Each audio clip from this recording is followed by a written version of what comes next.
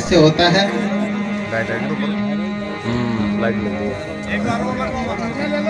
जयकारा उन्हीं का लगता है। जय का अर्थ होता है जगत है और ये का अर्थ होता है यश, यानी कि जिस संसार के अंतर्गत आकर के जिसने इस जगत में यश प्राप्त किया है उसका नाम का उच्चारण किया जाता है, उसको जय कहते हैं। और जो ऐसे अवसरों पर उनकी स्मृति के रूप में जयकारा लगाया जाता है तो जयकारे के साथ ही हमें वो ऊर्जा प्राप्त होती है जो हमारे वे तन मन शुद्ध कर जाती है। तो अपने तन और मन की शुद्धि के लिए हमारे शरीर में 72,000 नाड़ियां होती हैं। 72,000 नाड़ियों में किसी भी प्रकार की कोई रुकावट होती है तो वो जयकारे के साथ ही खुल जाती है। तो अपने तन और मन की शुद्धि के लिए जहाँ कहीं भी जयकारे का अवसर मिले तो वंचित नहीं रहना चाहिए। जयकारा लगाने से हमारा तन और मन पवित्र हो जाता है। तन मन पवित्र होता है तो ऐसे अवसरों पर पूर्ण फायदा होता है, भरपूर लाभ होता है। और आप भरपूर लाभ लेने के लिए कहीं भी जयकारे से वंचित नहीं रहना चाहिए। बोलो शंभुजति गुरु गोरक्षनाथ जी महाराज की, भर्तृ बाबा की, बाबा शंकरनाथ जी महाराज की, बाबा सोमनाथ जी महाराज की, बाबा दुर्गानाथ जी महाराज की, बाबा गरीबनाथ जी महाराज की, सब संतों की, भक्त और भगवान की। हेलो। परम पूज्य सतगुरु श्री चंद्रनाथ जी महाराज के श्री चरणों की वंदना करते हुए शंभुजति गुरु गोरक्षनाथ जी महाराज, अमर योगी बाबा भर्तृ जी महाराज, हेलो, सिद्ध पीर बाबा श्री शंकरनाथ जी महाराज, बाबा श्री सोमनाथ जी महाराज और वर्तमान गादीपति विराजमान हमारे सामने महाराज श्री को मेरा आदेश भेग भगवान को आदेश आज के इस शुभ अवसर पर बधारे हैं सभी श्रद्धालुओं को, माताओं बहनों को, ध्रुव पहला स्वरूपी बाल गोपाल भगवान को, सबको भेग भगवान की ओर से हार्दिक शुभकामना। धनगढ़ी धनभाग आज की शुभ रात्रि को कि गुरु महाराज ने आज की शुभ रात्रि हमें सत्संग के रूप में प्रदान की और गुरु महाराज हम पर इसी प्रकार से कृपा बनाए रखें, जीवन में ऐसे अवसर प्रदान करते रहें, ऐसे शुभ अवसरों पर कभी भी हमें वंचित नहीं रखें।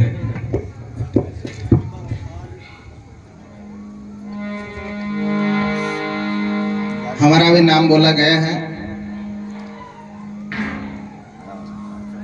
और ऐसे अवसरों पर अगर थोड़ा सा भी याद कर लिया जाता है तो ये समझ लेना चाहिए कि ये तो बहुत ही सौभाग्य की बात है।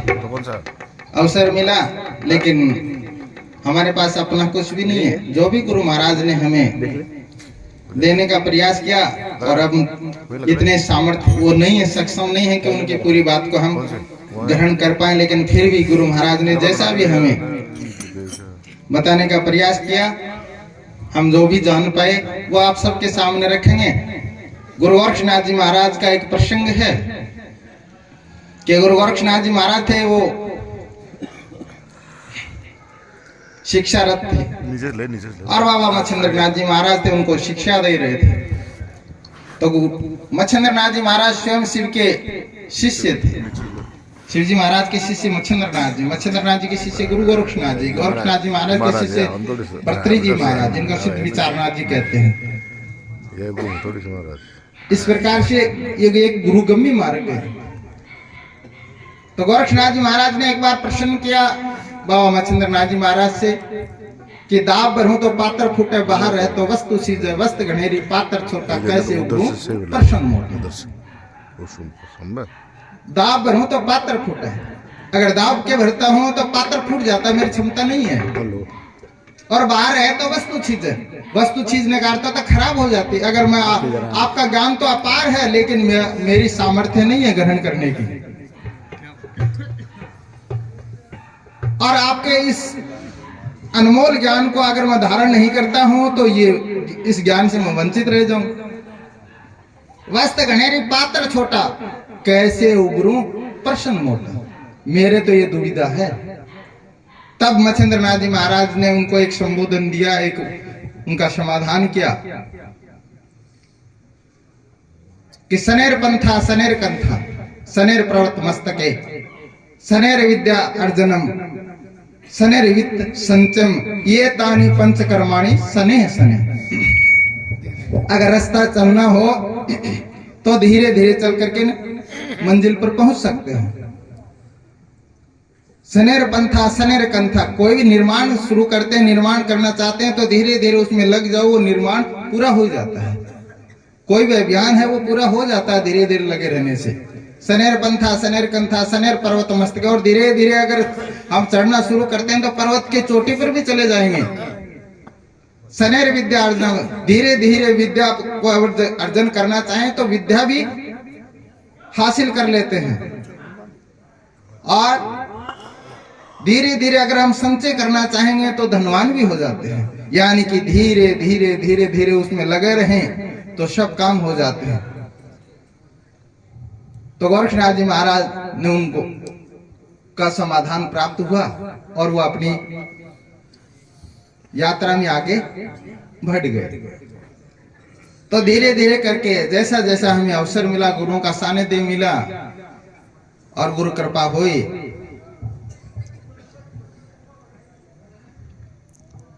उनकी कृपा तो अपार है।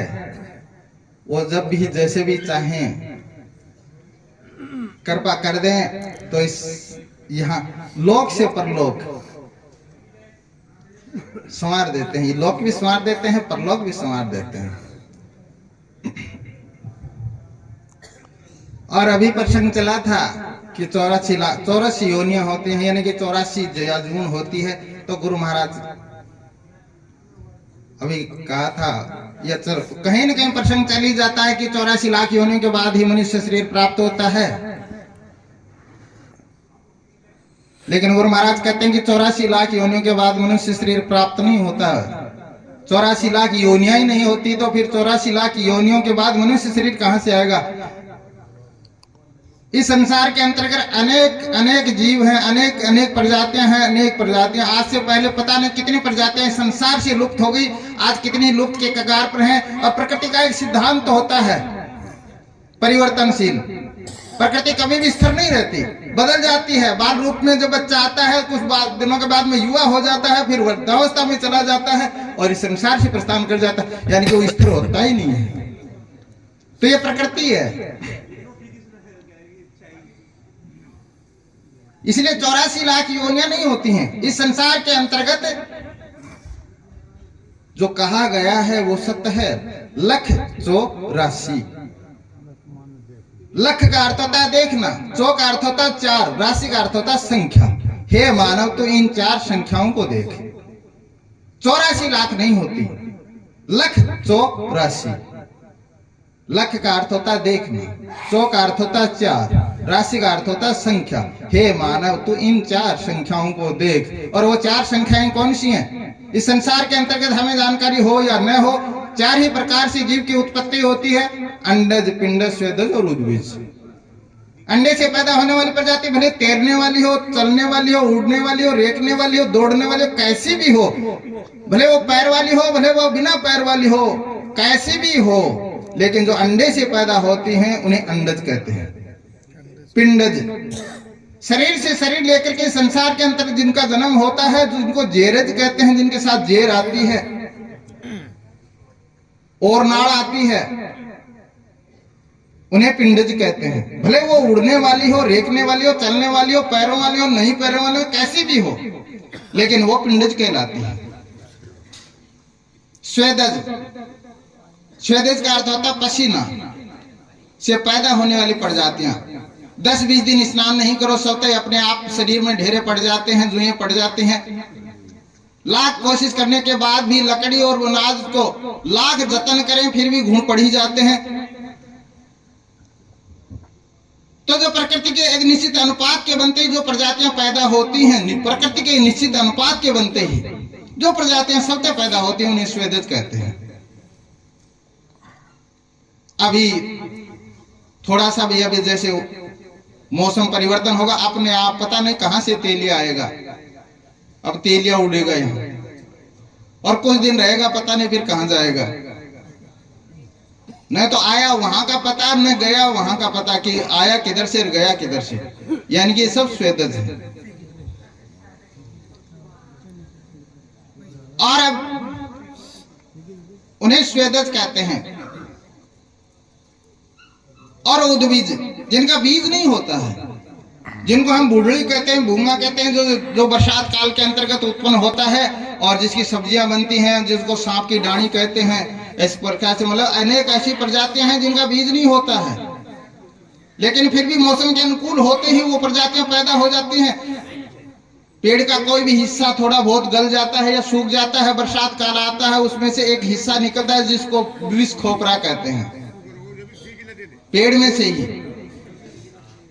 उनका कोई बीज नहीं होता है, लेकिन फिर भी वो जब तक बरसात का समय रहता है, वर्षा काल रहता है, तब तक बढ़ता है। उसके बाद में जैसे पानी नहीं मिलता, वो सूख जाता है, पेड़ पर लगता है।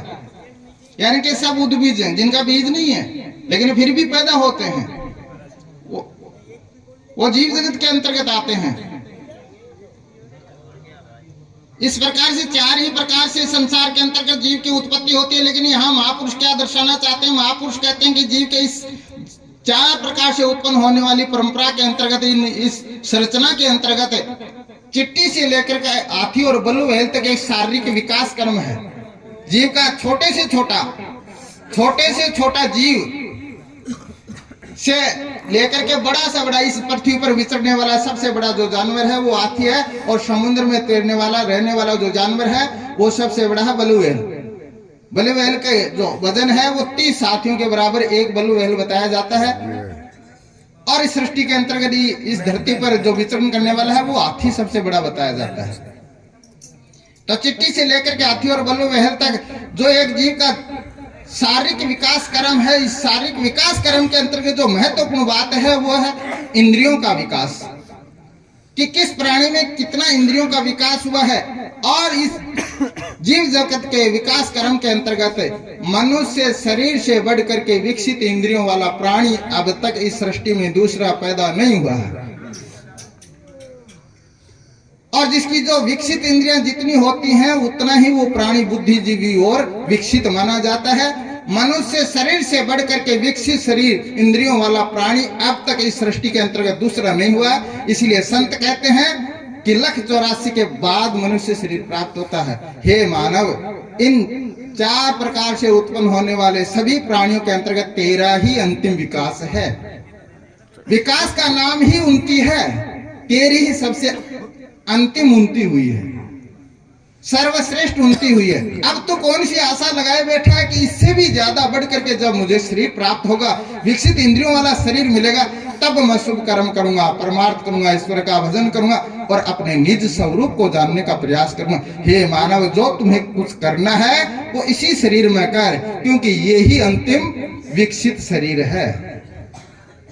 और फिर भी शुभ कर्म नहीं करता, परमार्थ नहीं करता, ईश्वर का भजन नहीं करता, अपने आप को जानने का प्रयास नहीं करता, तो संत कहते हैं कि दिखत में नर दिखत है, पर लक्षण तो पशु के सब ही है। बोलत चालत खावत पीवत वे घर वे वन जात सब है, प्रात गए रजनी फिर आवे, सुंदर यूनित बहार वही है। और तो लक्षण आए मिले सब, एक कमी सिर सींग नहीं है।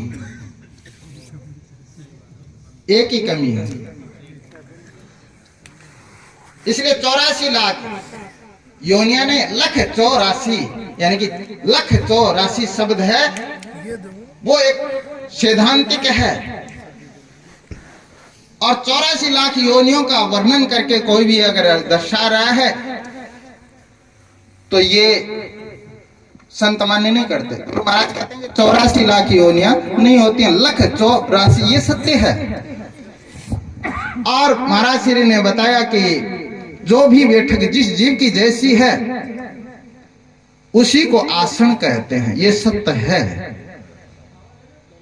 महाराज जी के जो बोला, महाराज जी ने जो यहाँ जो भी खुलासा किया, मुझे बहुत ही आनंद आया, बहुत ही अच्छा लगा।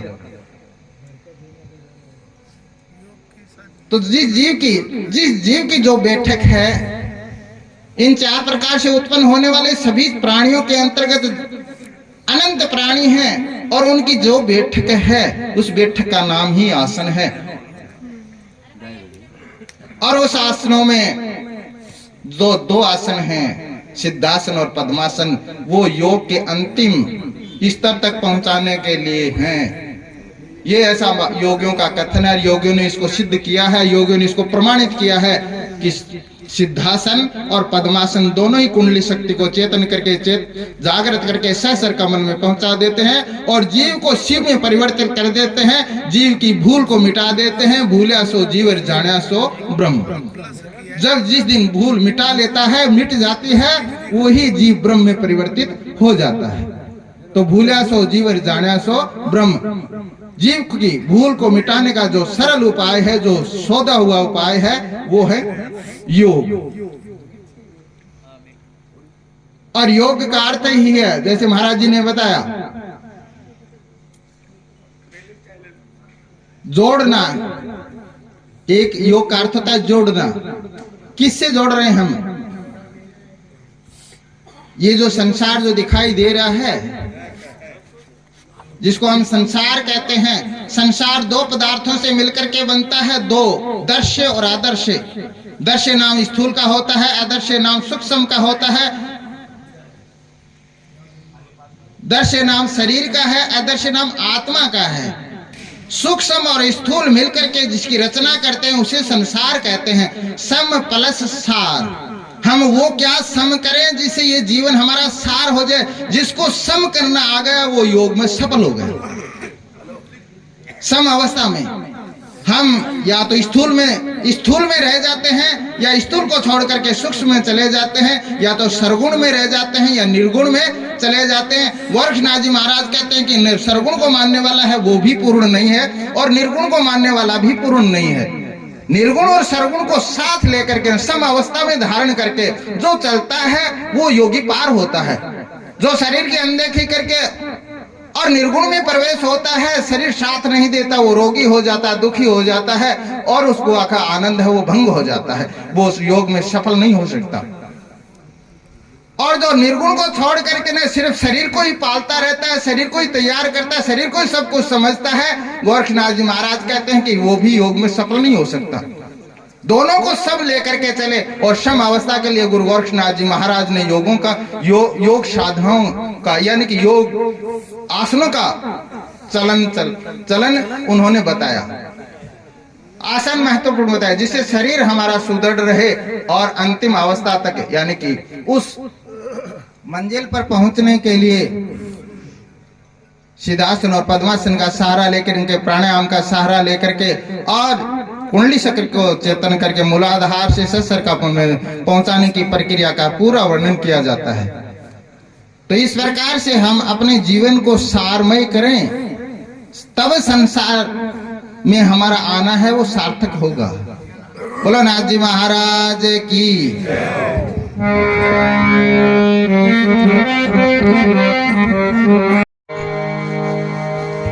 सबदा हमारा मर गया तो सबदा तज दिया राज, जिन जिन शब्द पिछाणिया बैता का सरे जाकाज। सतगुरु मुख है बांसुरी तो बड़ बड़ बोले बोल, जागे सो सुनता रहे भाई बोल बोल का मोल। हाँ जम तेरे हाथ कदे नहीं आऊं रे, जम तेरे हाथ दे नहीं आऊं, वो जो मेरे बुरा नहीं सागर तेरे जाऊं। जब तेरे हाथ दे नहीं आऊं रे, जब तेरे हाथ दे नहीं आऊं, वो जो मेरे बुरा नहीं सागर तेरे जाऊं।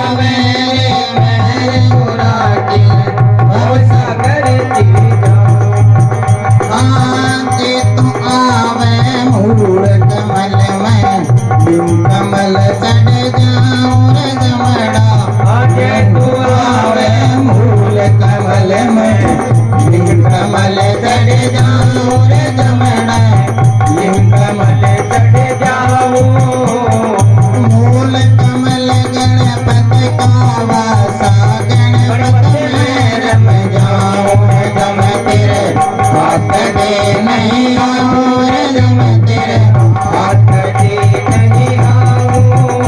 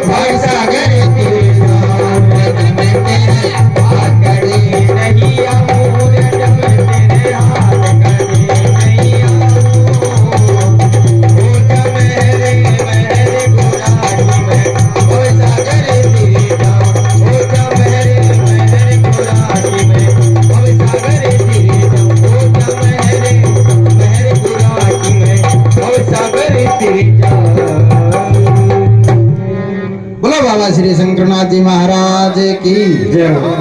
कि कपट का कोट में राजा क्रोध बसे, क्रोध को मार प्रमोद लावे, शील की नाल संतोष दारुण ज्ञान के बाण से मार ढावे, 5-25 नवस करे सतगुरु शब्द की फौज लावे, कहें गोरख सुन चरपट इतना से उबरे तब नाम प्रतापगढ़ हाथ आवे।